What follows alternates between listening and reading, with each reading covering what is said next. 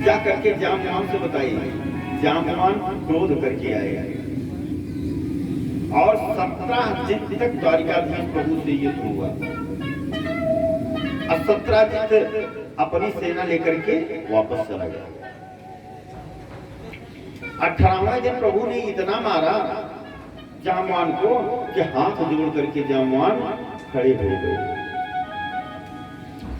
जाम्बवान खड़े हो गए और उन्होंने कहा ऐसा है कि प्रभु हम आपको पहचान गए, आप श्री राम हैं, वही कृष्ण रूप में आए हैं। हमने आपसे युद्ध किया, ये बड़ा अत्याचार किया, आप मुझको शरणागति दे दीजिए। हमने अपने प्रभु से युद्ध किया। नंदन पतेन तच्चास्ते सप्तधन्वदा समन्तको मणि श्रीमान विदिता पूर्वमेव। कहा प्रभु क्षमा कीजिए, मैं शरणागत हूँ और मुझसे बहुत बड़ा अपराध हो गया है और इस अपराध को क्षमा कीजिए। आज जाम्बवान जो है शरणागति अपनी मांग रहे हैं। आइए प्रभु से हम भी शरणागति मांगते हैं, क्योंकि हम आप लोगों से प्रतिदिन आए दिन कुछ न कुछ जाने अनजाने में अपराध होते रहते हैं। तो आइए प्रभु से पहले शरणागति मांगे कि प्रभु हम भी शरणागत हैं, स्वीकार करो तो जाने। प्रभु हम भी शरणागत हैं, स्वीकार करो तो जाने। प्रभु हम भी शरणागत हैं, स्वीकार करो तो जाने।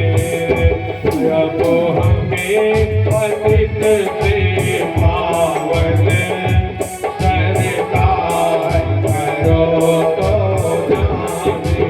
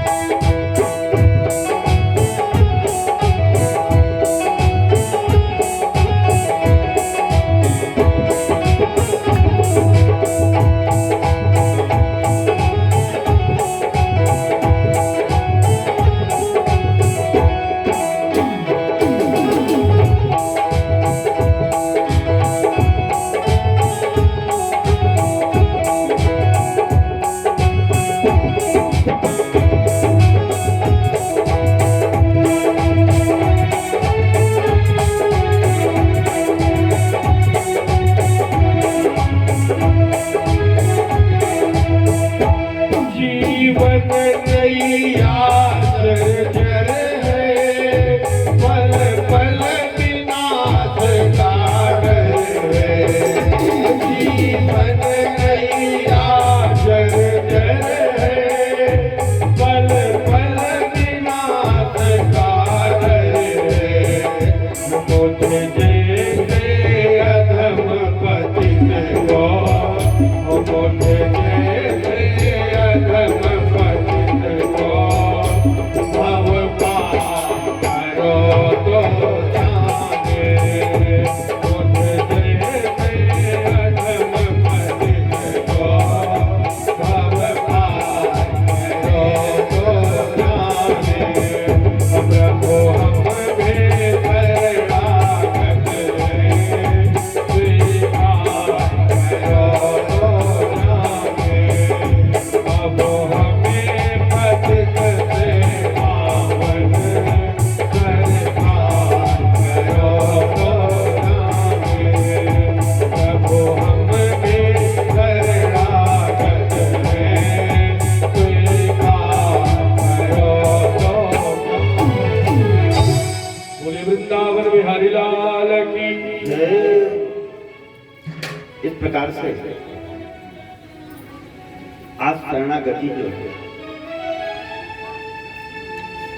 जामवान ने प्रभु से किया और हम आप लोगों ने भी शरणागति किया। जामवान ने कहा एक नहीं अगणित अपराध किए हैं प्रभु, क्षमा कीजिए। तो जामवान के तो अगणित अपराध नहीं है, अगणित अपराध तो हम आप लोगों का है। और प्रभु भव पार करे तो जाने। और प्रभु भव पार करेंगे, क्योंकि ये लिखा गया है कि भव पार करने का सबसे सुगम रास्ता है श्रीमद् भागवत की कथा। और ये कथा ऐसी है कि जो पितर लोग नरक में हैं उनका उद्धार हो जाता है, स्वयं का उद्धार हो जाता है, और आने वाली जो पीढ़ियां हैं उनको प्रभु सद्बुद्धि प्रदान करते हैं। तो इस प्रकार से जामवान ने शरणागति दिया। और शरणागति के बाद कहा कि प्रभु ये बताइए आप कि आपका आगमन कैसे हुआ, कहाँ टहल रहे हैं। बताया द्वारिकाधीश ने कि आगमन इसीलिए हुआ, और ये मणि जो है के लिए आए थे, और मणि आपने बिटिया दिया है, और इसी मणि को दे दीजिए, हम चले जाएंगे। जामवान ने कहा ये तो नहीं होगा प्रभु, ये मणि तो मैं नहीं दूंगा। कहा इतना दिन युद्ध हुआ, आपने पूजा किया, शरणागति दिया, और कह रहे हैं कि बिटिया यह मणि मैं नहीं दूंगा, ऐसा क्यों? अब बिना यह मणि लिए मैं जाऊंगा नहीं। कहा प्रभु आप ये बता दीजिए कि जो बिटिया को चीज दी जाती है उससे क्या लिया जाता है क्या? जब हमने बेटी को दे दिया तो कैसे लेंगे?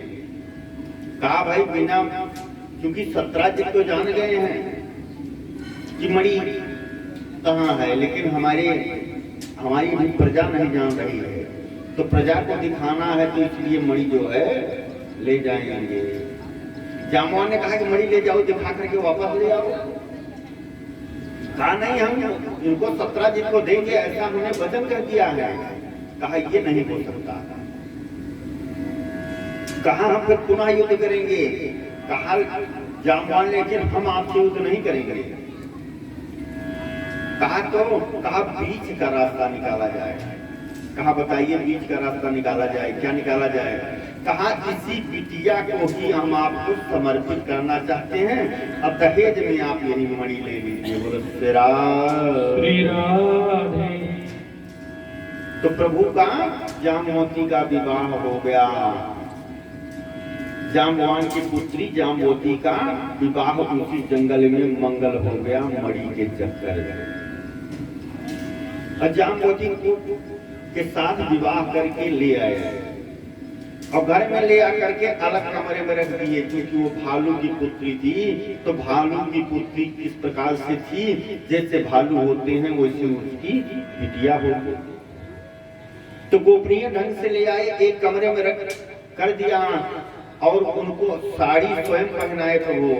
और जामवती से कहा कि इतना पूरे शरीर का अंग ढक लो कि कोई देखे ना हमारी महारानी रुक्मिणी जब आएंगी, तो वो लाख प्रयास करें लेकिन कोई भी अंग जो है दिखना नहीं चाहिए। कहा कि ठीक है प्रभु। अब प्रभु पहुंच गए महारानी रुक्मिणी के पास। महारानी रुक्मिणी के पास पहुंचने के बाद कहा कि ऐसा है कि हमने दूसरा विवाह कर लिया। कहा बहू रानी कहाँ है हमारी बहन जी? कहा वो है बगल वाले रूम में है, कमरे में है।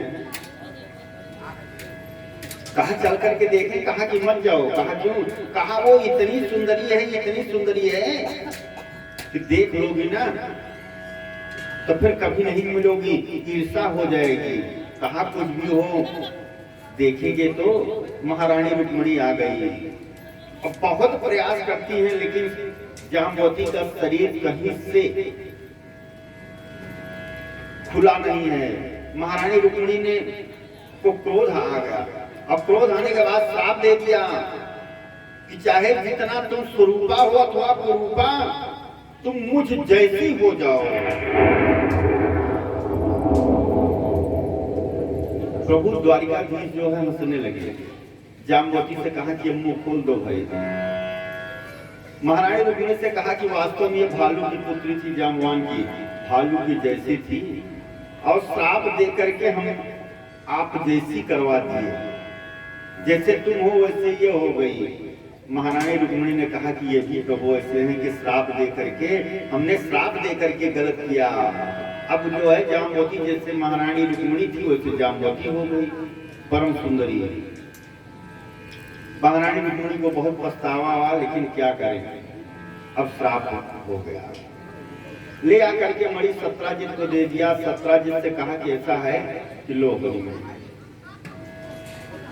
अमणि लीजिए। अमणि जैसे दिया जनता की हवा 1 मिनट में बदलती है, हवा बदल गई। सब कहते हैं देखो सत्राजित, इसका भाई गया था जंगल शिकार खेलने के लिए, मर गया और ये भाई का जो है भाई की लाश लाने तक नहीं गया, अब चोरी लगा रहा था हमारे द्वारिकाधीश प्रभु की। जनता की हवा 1 मिनट में बदल गई और इतना बदल गई कि सत्राजित जिधर चले क्यों गई, द्वारिकाधीश से तुम टक्कर ले रहे थे। सत्राजित बहुत लज्जित हुआ। लज्जित होने के बाद सोचा कि ऐसा है कि इनसे हम कृष्ण भगवान से संबंध बना लें और इनसे संबंध बना ले तो जो है हमारी प्रतिष्ठा बन जाएगी। तो उनकी पुत्री थी सत्यभामा। कहा कि सत्राजित ने कहा कि ठीक है, उसी के साथ भगवान श्री कृष्ण का पुनः विवाह कर दिया। इस तरह से भगवान श्री कृष्ण के 3 विवाह हुए। उसके बाद एक दिन भगवान श्री कृष्ण और अर्जुन जा रहे थे, तो जमुना नदी के तट पर देखा कि एक तपस्वी बैठी है, बहुत पूजा कर रही है। श्री कृष्ण भगवान ने अर्जुन से कहा कि जाकर के देखो तो ये कौन है, हमने तपस्वी बहुत देखा है लेकिन तपस्वी नहीं देखा है, ये कौन है? अर्जुन जाकर के पूछते हैं उससे, कौन हो तुम, अब किस लिए पूजा कर रही हो? तो कहती है अहम देवस्य सवितुर द्वैतापदमिच्छति विष्णुं वरेण्यं वरदं ततः परमं स्थितम्। कहा मैं सूर्य देव की पुत्री कालिंदी थी। कहा ठीक, कालिंदी है तो किसके लिए तपस्या कर रहे हो? कहा श्री कृष्ण को पति रूप में प्राप्त करने के लिए मैं तपस्या कर रही हूं। तो कहा अच्छा ठीक है।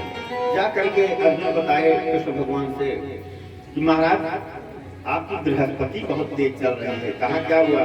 कहा 3 विवाह हुए हैं ना? कहा हाँ। कहा ये सूर्य की पुत्री कालिंदी है, वही जमुना। कहा तो कहा आपको पाने के लिए तपस्या कर रही हैं। श्री कृष्ण भगवान ने कहा जल्दी जाकर के परिचय बताओ। परिचय बताया और इस प्रकार से कालिंदी का भी विवाह भगवान श्री कृष्ण के साथ हो गया। तो 16,108 रानियां थी। तो प्रथम विवाह रुक्मिणी, दूसरा सत्यभामा, जाम्बवती, सत्या, कालिंदी, लक्ष्मणा, मित्रवृंदा एवं भद्रा, ये 8 तो पट रानियां थी। अब 16,100 विवाह एक साथ।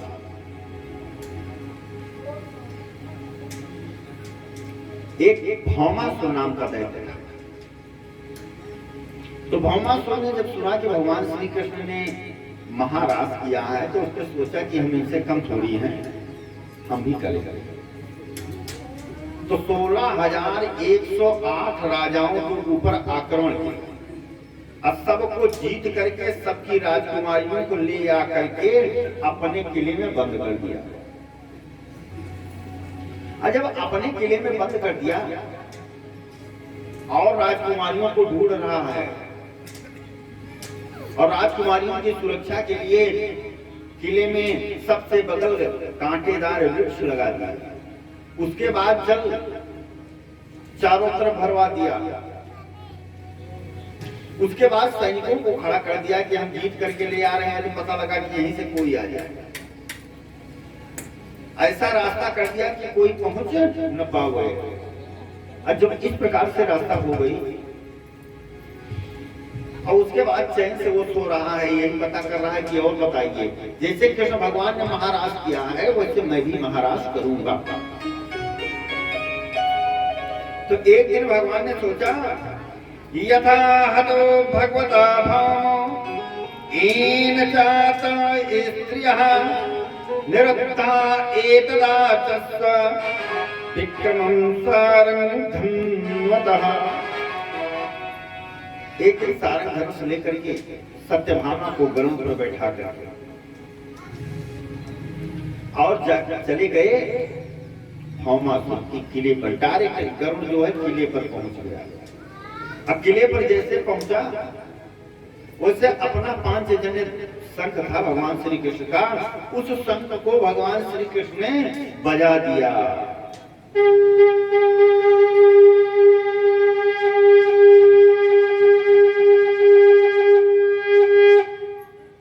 जैसे शंख बजी 5 जन्य धनं श्रुत्वा युगान्तासनिसा मुरासयान उत्तस्तो दैत्या 5 शिराचरा। वहां पर उसकी रखवाली के लिए मुर नाम के दैत्य को रखता था। अमर नाम के दैत्य के 3 मुख थे और जैसे शंख की ध्वनि को सुना कि तीनों सर उसके जलने लगे और क्रोध करके खाने के लिए दौड़ा।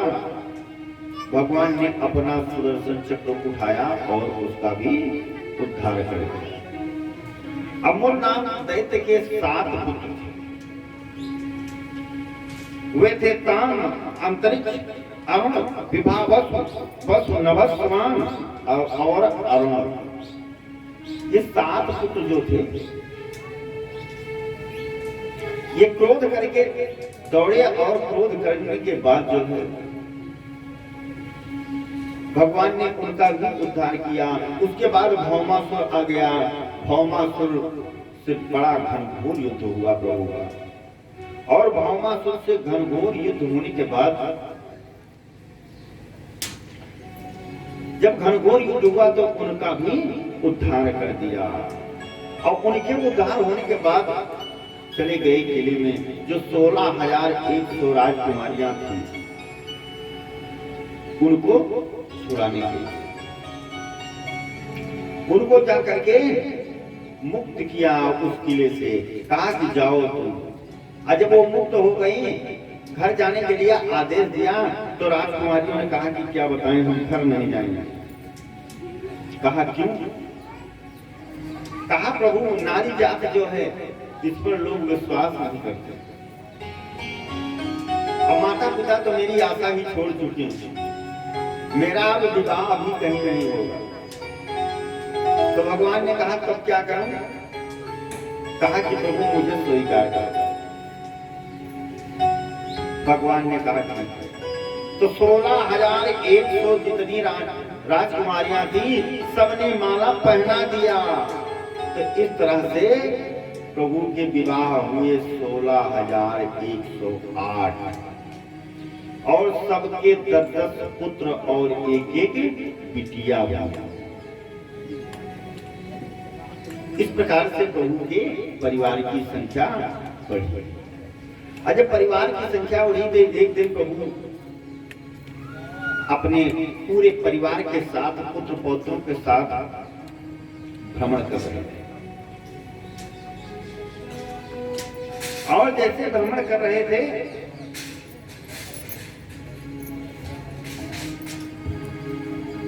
कि अचानक में देखा,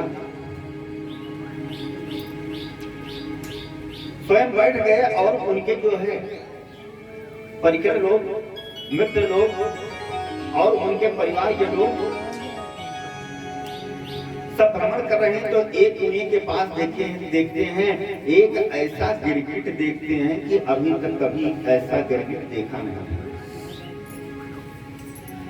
और जब गिरगिट को देखा तो आकर के द्वारिकाधीश प्रभु से बताया, कहा ऐसा देख रहे हैं गिरगिट कि आज तक देखा नहीं। कहा चलो हम भी देखते हैं।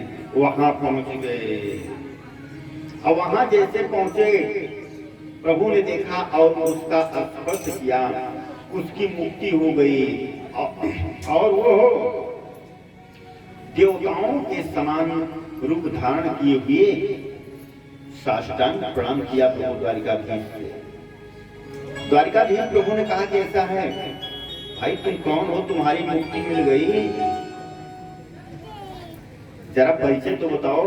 तब वो बताता है, नृगो नाम नरेन्द्रोऽहम् इक्ष्वाकुतनयोः प्रभो तानि स्वाख्यानानीषु यदि ते कर्णमस्पृशन्।